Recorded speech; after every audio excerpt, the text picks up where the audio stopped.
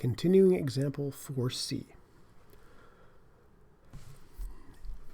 Let's say that at the production meeting, when they're discussing whether this order can be taken, the production scheduler says, well, remember, we've got this international trade show that we're planning to attend, and if we're going to make these belts for Jacobs, we'd have to give up 200 of the normal belts we could produce and sell. We just won't have time to get those produced and to produce the belts for Jacobs all in the same time. So we're going to lose 200 sales of our regular sales forever, because we're never going to get a chance to go back to this show.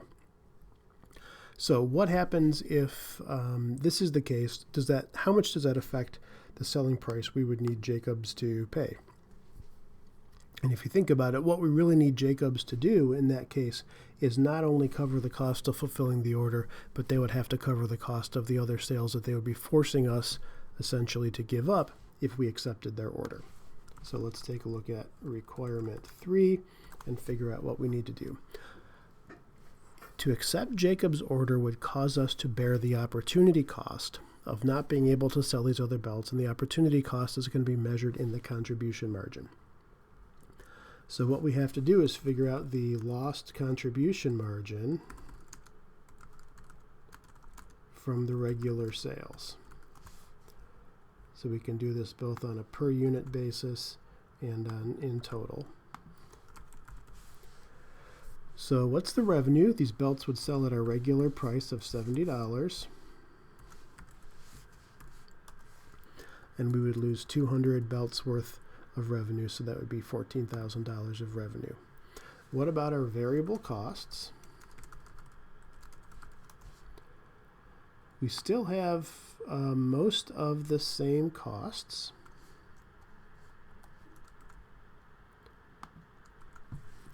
Except instead of the custom buckle, we have the regular buckle.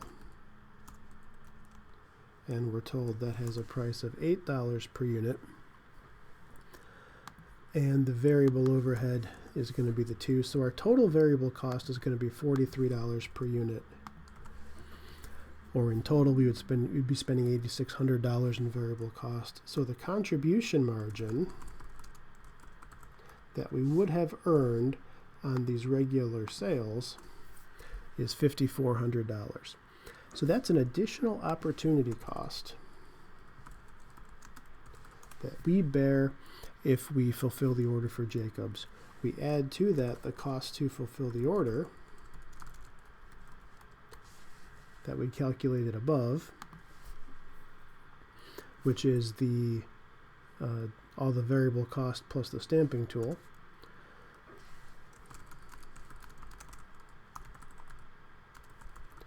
And now the Jacobs order cost in total, the $5,400 of lost contribution margin plus the $29,000 of, that's right, the $5,400 of opportunity cost, lost contribution margin, plus the $29,000 of out-of-pocket costs. So the total cost of the Jacobs order is $34,400.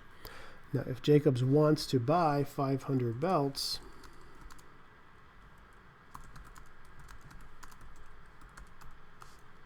we could take the $34,400, divide it by 500, and our price per belt would have to be $68.80 in order to just barely cover the cost of making the product, including the custom buckle, which costs more, including the stamping tool, and also causing us to lose the $5,400 of other profit we gained from other sales. Again, this points out the difficulty in making these sort of special decisions. Not only do we have to understand our regular costs, not only do we have to understand how much of our overhead is truly going to be affected by the product, but we have to understand what other implications there are. Just like with our make versus buy, we had the issue of, are we going to make another product with the freed up capacity? And we might not know exactly what's going to happen because we haven't done it before. Similarly here, if we accept this order, it's going to take somebody having a pretty good understanding of the scheduling process, whether you've got a materials requirements planning system or you've got somebody who just has a good intuitive understanding of production. Somebody's going to have an estimate of how much fulfilling this order will affect our regular production.